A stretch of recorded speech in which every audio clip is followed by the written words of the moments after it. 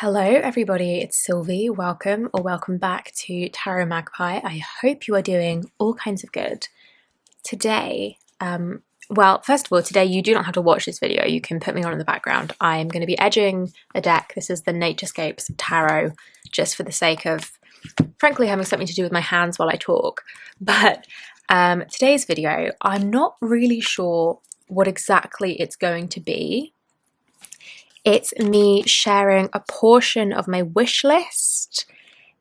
It's partly a tarot take on those Trash My TBR videos that were making their way around BookTube, at least when I was on BookTube. I guess it's also kind of like a say yes to the deck sort of a video. Basically, I am going to be sharing my thoughts on a few tarot decks. I don't think there's any oracle decks in this little list. A few tarot decks that have been sitting on my wish list for honestly years, some of them, that for some reason I just have not let myself buy. Like I haven't got these decks, and I'm not 100% sure why that is. So I'm gonna talk it out. I'm gonna talk out my feelings on these decks, and I want you to talk me into them or talk me out of them. Briefly, before I get into it, these are not all the decks on my wish list, and my wish list is not necessarily, like, my wish list is huge. I have a big tarot. I keep them on Amazon just because it's easy to keep the wish list on there. I try not to buy them from Amazon, but I have like a big tarot list, I have a big oracle list, and they're not decks I necessarily intend on getting soon. They just kind of sit on there so that I remember they exist and, you know, keep an eye out for them, all that good stuff. But anyway, I'm going to get straight into it. So the first deck on this list is the Shadowscapes Tarot. And truly, why don't I have this deck?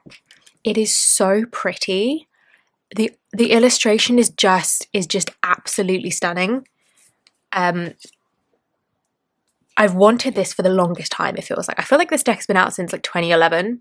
I've not wanted it quite that long, but I've wanted this deck for years. This deck has been sitting on my wish list since before I bought my first tarot deck.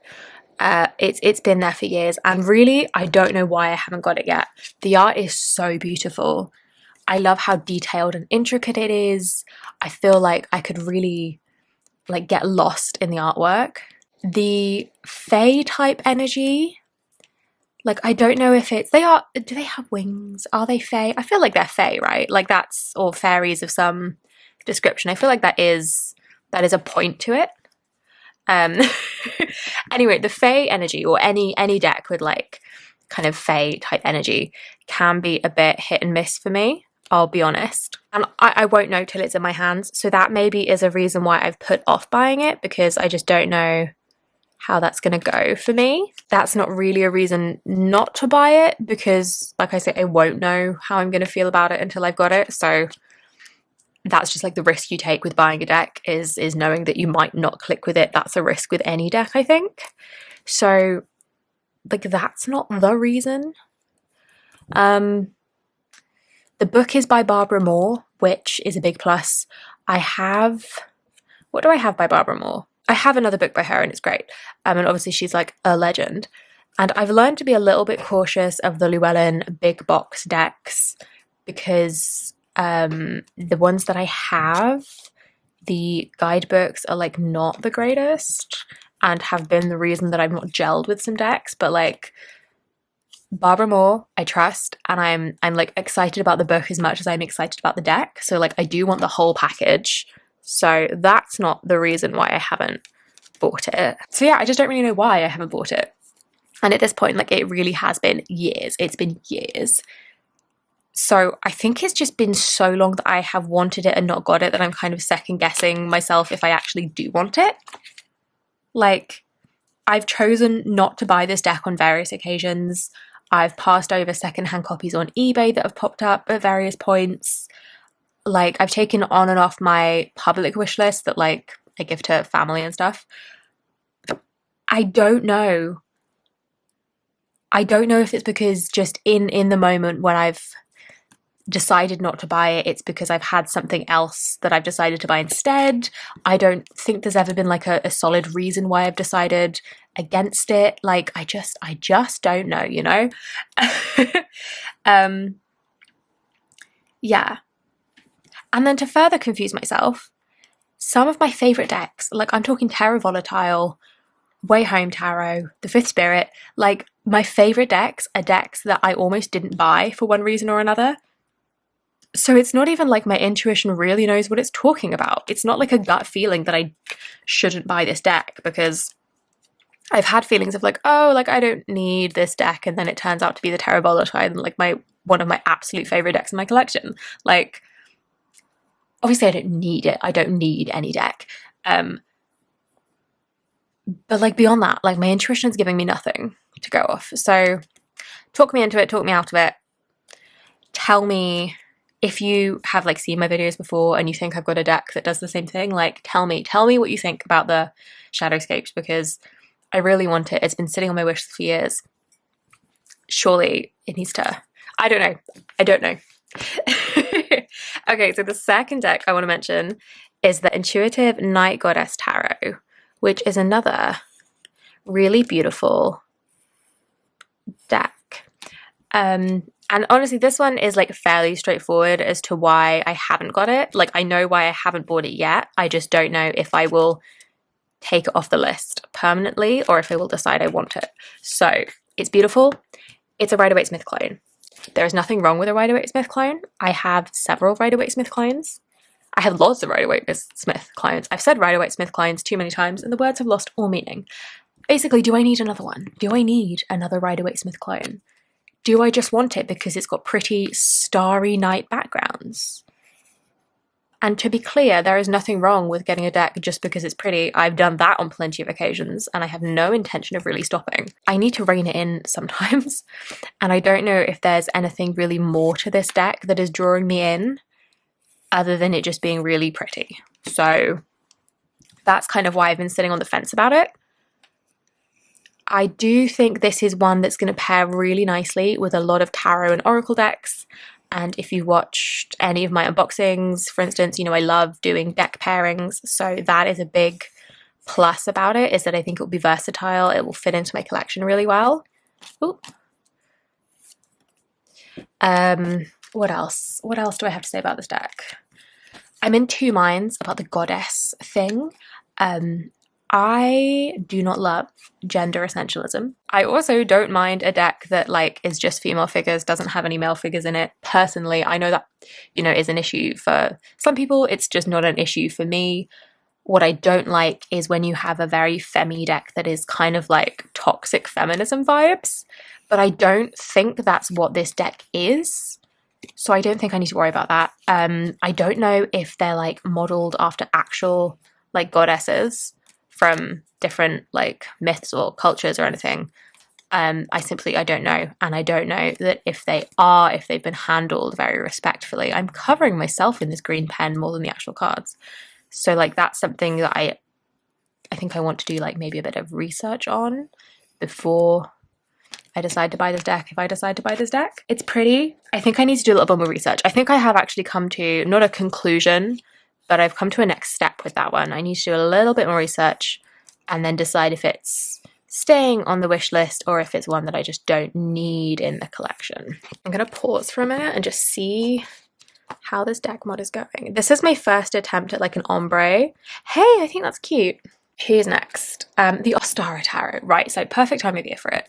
Every year at this time of year, at least for the last, I don't know how long this deck has been out, but I feel like at least for like 4 or 5 years, it feels like. Mind you, 2020 feels like it was yesterday, so what is time? But I want to buy this deck at this time of year every year because it's the Ostara deck.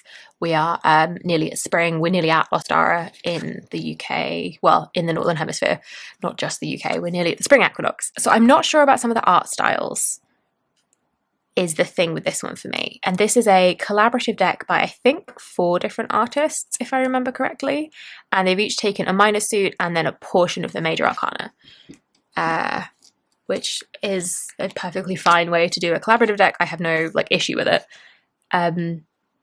And because there are 4 artists, there is still like quite a lot of continuity and cohesion, I think, between, like, obviously, like within a suit, it's going to be cohesive because each minor suit is done in its entirety by one artist. So I'm not worried about that aspect of it, with it being a collaborative deck.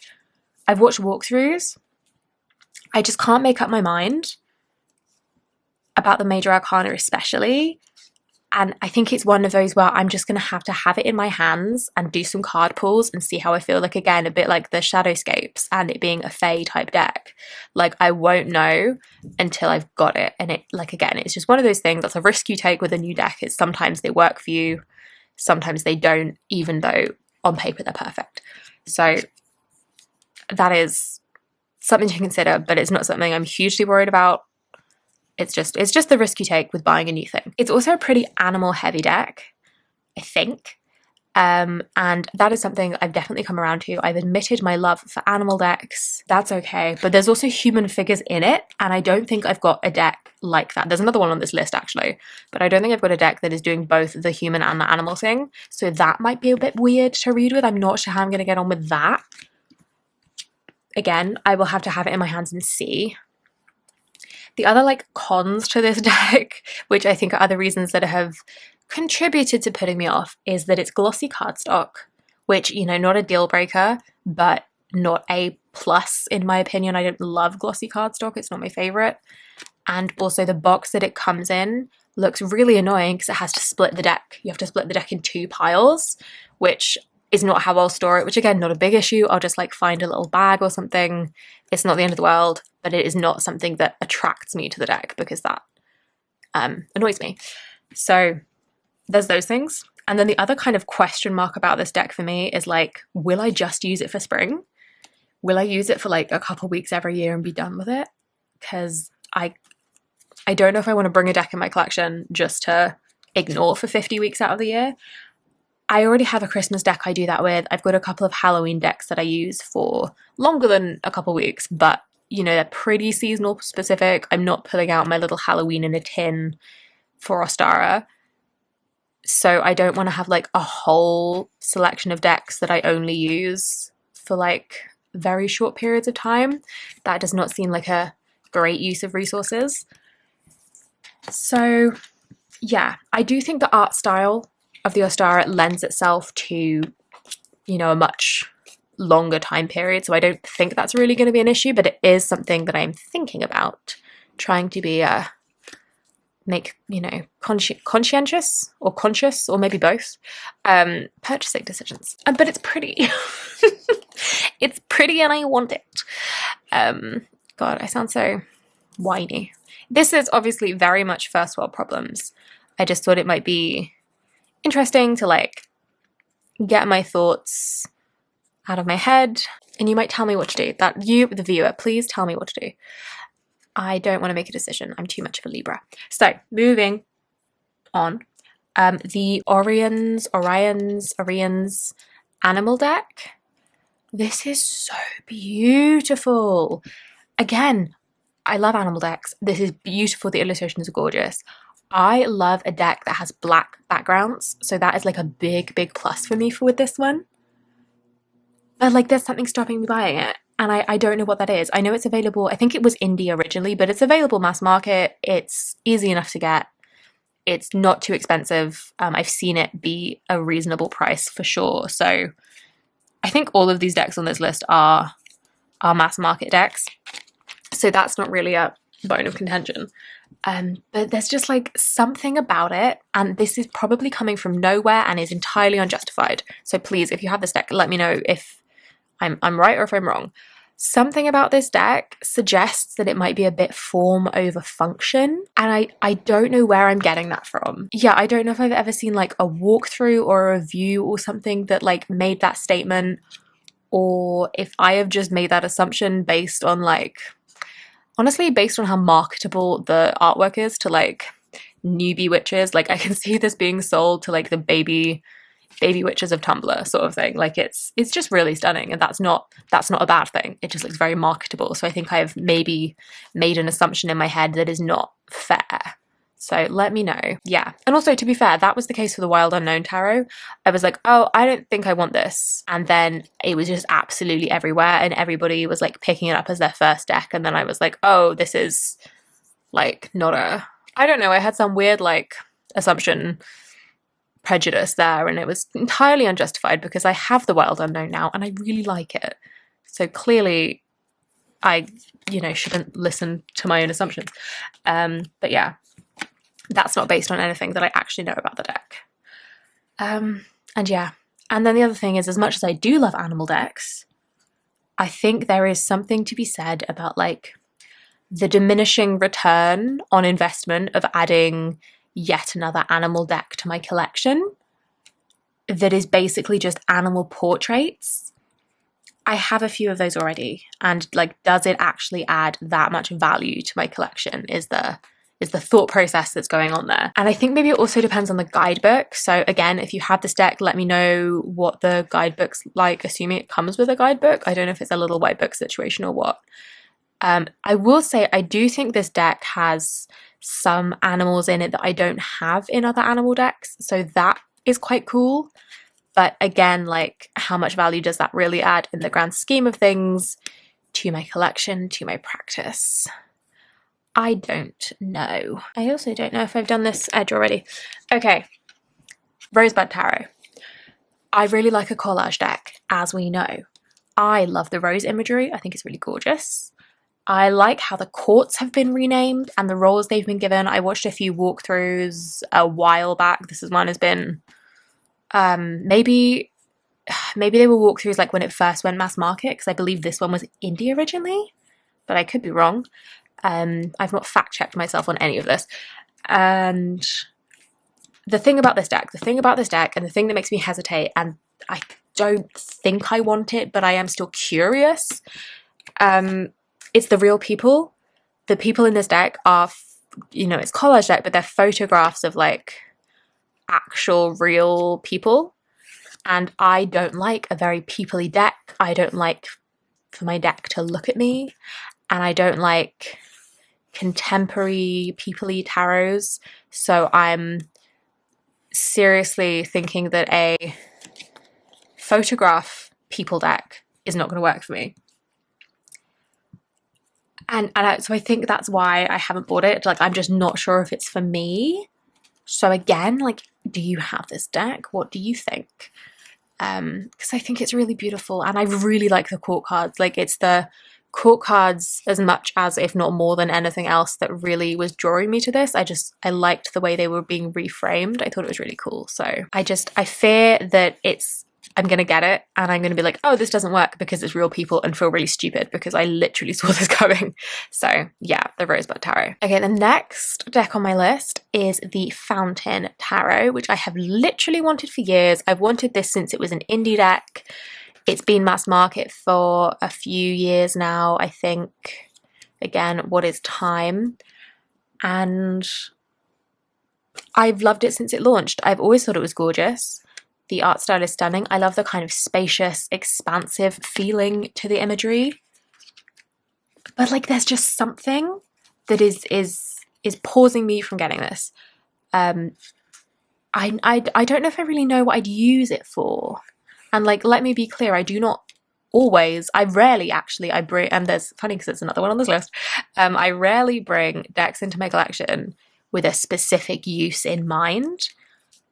But also, I look at this deck and there's something like, it's kind of like I'm coming up empty about what I'd use it for and what kind of reading. And again, it might just be another one that like I get it in my hands and I instantly kind of click with it and it's fine, because I don't always think about what I'm going to use a deck for before I purchase. It's not like, it's not like that's a thing that I always try and check off a mental list, and I just can't with the Fountain Tarot. Like, I've bought decks before without any real plan as to what I would use them for. It's just that I have thought about this and have come up empty, so now I'm hesitating. And then there's the other thing, is that it is on the more expensive side of mass market decks. At least whenever I've looked for it, it's always been on the more expensive side of mass market decks. That also has made me pause because I'm not super sure what I'd use it for, and it's a little bit more expensive.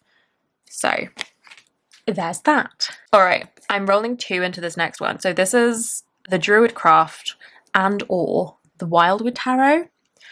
I have been back and I have such strong feelings about these decks. I have been backwards and forwards about them so many times, and I don't know if I'm being stubborn or if I'm right. Who can relate to that? So basically, my reasoning for, like, my gut feeling is I don't want these decks, and my reasoning for that is it's not the theme itself, but the way it seems to have been presented. This like druidy, pagan, Celtic kind of not explicitly described setting. There's something about that, the way that's been presented, and there's a part of my brain that is instantly skeptical. And this is more broadly, but does apply to these decks. Instantly skeptical of the way they seem to like romanticize and mysticize, is that a word? The way they romanticize prehistoric Britain and make it like, ooh, mystical and magical. And I say this because I have been, over the years, turned off by a certain sentiment that I have witnessed from some pagan, Wiccan, druidic practitioners, where it's like there's this desire to make a mountain out of the relative molehill of evidence that we have for ancient spiritual practice in Britain. Like, ancient anything, relatively speaking, there's not a lot of evidence. It's old, there's just not a lot to be dug up. We don't have a lot of evidence, especially direct evidence, for ancient spiritual practice in Britain, or Celtic, or, you know, whatever. And I don't know, there's just a vibe that I don't like. And so I don't know if I'm tarring everything with the same brush or what when it comes to that. But I think what really bothers me is the way that it can feel like a transplanted way of appropriating a lot of other indigenous practices. Like, so there's the title of shaman in, I'm not sure which one it is. It might be the Druidcraft, and I think it's maybe the magician or the hierophant or somebody. And as far as I know, shaman is a term that is intended to refer to a particular role in particular groups and cultures. It's not like a generic term like that, like the usage of that term and transplanting it into like the ancient British landscape, that is textbook appropriation of a term. It has, of course, been like appropriated far and wide, like everyone's a bloody shaman. The Druidcraft Tarot is not the only offender, but like that doesn't make it okay. And, you know, there's a lot of similar problems within, broadly speaking, within like paganism about appropriation that doesn't make it okay. And like, to be very clear, I'm not suggesting that everyone who is a pagan or a Wiccan or a druid is like this and is willingly participating in cultural appropriation, but it's cropped up often enough in different corners of paganism that I've come across that it's a theme. And I am also extra touchy about ancient Britain because it's my turf. I literally live here. My camera cut out on me because it was full mid-rant, which is rude. But what I was ranting about was I was saying that I get extra touchy about this like romanticization and historical inaccuracy and like appropriation within ideas about the ancient British landscape. Because I literally live here. Like, Stonehenge is round the corner. Avebury is up the road.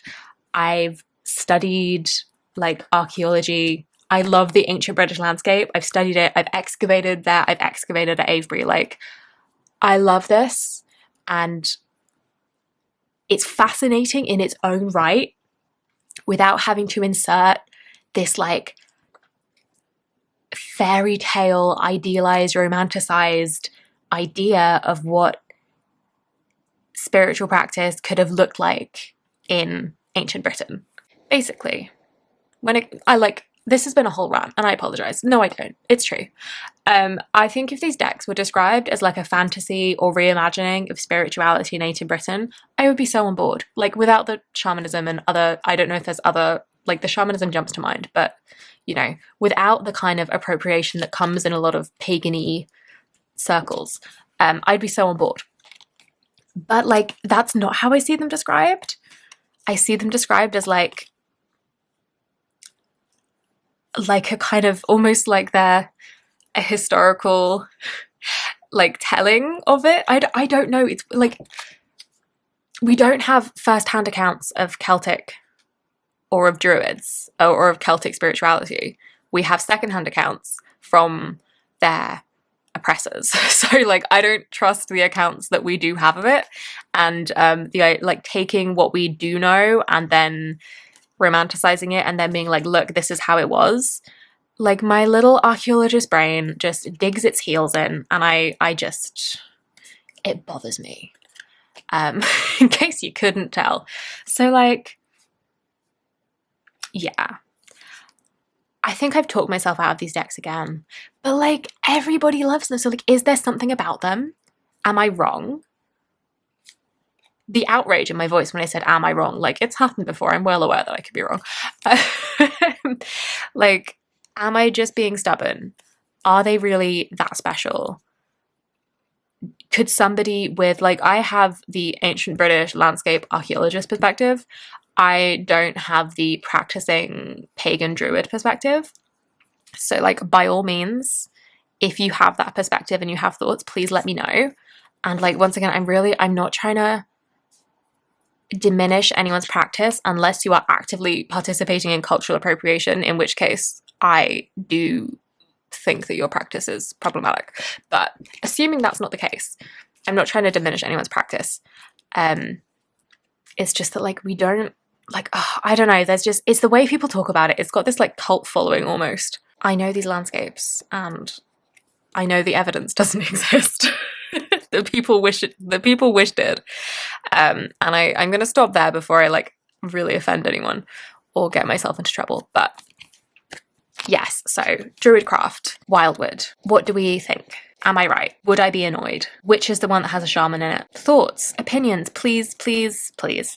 Anyhow, the final deck on this list, the final deck on this list that does not make me as angry, does not make me any kind of angry, in fact, is the Witch Sister Tarot, which is the most recent addition to the list and is the most recent, well, because it's the most recently published. This came out in, I think it came out in January in the UK. It's not been out for very long. I started seeing like people's reviews of like early release copies in like November, December.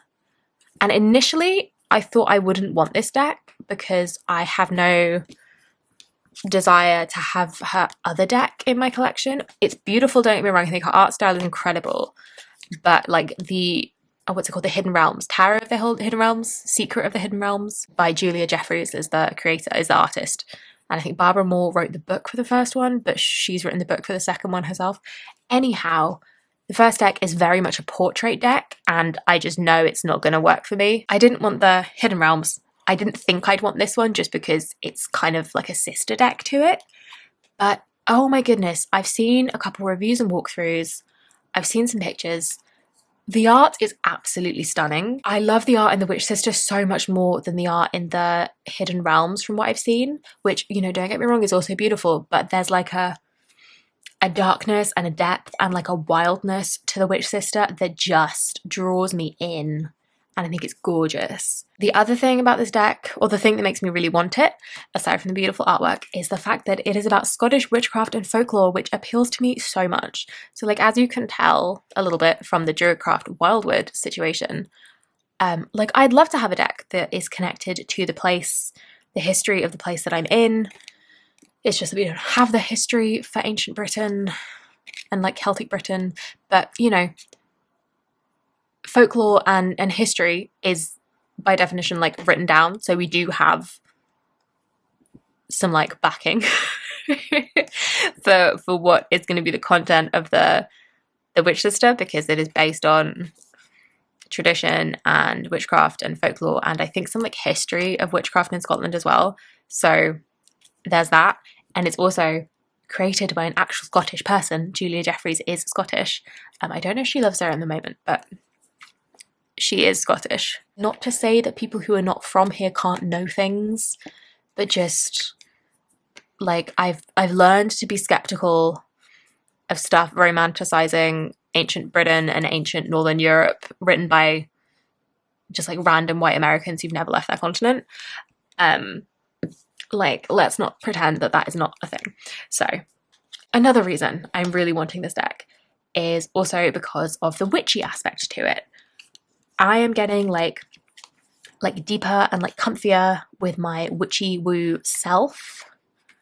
And it is a very appealing idea to have this deck that is about Scottish lore and craft to like connect with that, my witchy woo self. And then like I'll be living in Scotland. So it all is this lovely, neat little circle that is extremely tempting. But like I don't know if I'm getting ahead of myself with that basically, because like that's not something that I really have a tarot practice with, or that is involved in my like, do you know what I mean? Like I don't have like a witchy tarot practice. They are kind of very like separate things for me. And not to say that couldn't change, but I feel like I'd be getting ahead of myself to buy a deck just for that purpose when that isn't something I even do at this point in time. So those are all the reasons I want this deck. And then I haven't got this deck because, like I said, I don't like people staring at me. This is very portrait heavy as tarot decks go. And there is something about the reason I haven't just like discounted this is because there is something about it. I've watched truly so many walkthroughs, and there is something about the images that like I feel like it would be different. Like I feel like this is the one. And I don't know if there's really something there, or if I just want there to be something there because I really want to like it. But like I feel like this could be the portrait deck for me. Because like I say, I've seen every walkthrough I could find, and the faces like aren't super expressive. Like there's a lot of neutral expressions, and I feel like there's a lot of depth to them. And like one of the main reasons that I don't like people looking at me in decks is when they've got like very obvious, like very expressive faces, which I then just take too literally. Like if I see like a family of people grinning, I'm like, well, that's a happy card, and I can't like look past that. I take it too literally. So like this deck, it's not contemporary. None of them look like a caricature of like the card, and they look like they've got a lot of depth to them, the portraits. So I feel like it might work for me, because it's not like I have no decks with people in. It's just that I prefer when people aren't looking at me and like making really obvious expressions. The autism is showing. It feels like there's a lot more going on behind the eyes basically with this tarot deck. And I think it might be the portrait deck for me. It's one of the Llewellyn big box decks, which is not my favourite, but you know, it's not the end of the world. And the book is, like I said, it's by the artist, so I know they're going to work well together. It's not like some other decks that I've had from Llewellyn, which it felt like you could really tell that the art and the book were by different people, whereas that's obviously not going to be an issue with this one. So yes, everything I've seen about this deck just looks so intentional and thought out, and it's visually stunning, and I'm just so excited about it, and I think I just need to wait and see if my excitement calms down or not. Like, it's a newly released mass market deck. It's not going anywhere. It's gonna be there for, you know, a long time. I think I just need to wait and like cool my jets and see what I think in like weeks or months' time. But yeah, I think that will do. That's 8 decks, which is, you know, a fraction of my wish list. But like I say, my wish list is not all decks I'm intending to buy. They're just decks I'm vaguely interested in. And then I kind of go through and take stuff off periodically. Like remind myself what's on there and be like, oh, why did I think I wanted this deck? Delete. Anyhow, that's it. I'm rambling. That is all I think I need to talk about today, because I've been going for 45 minutes, which hopefully will not be as long once I edit it down.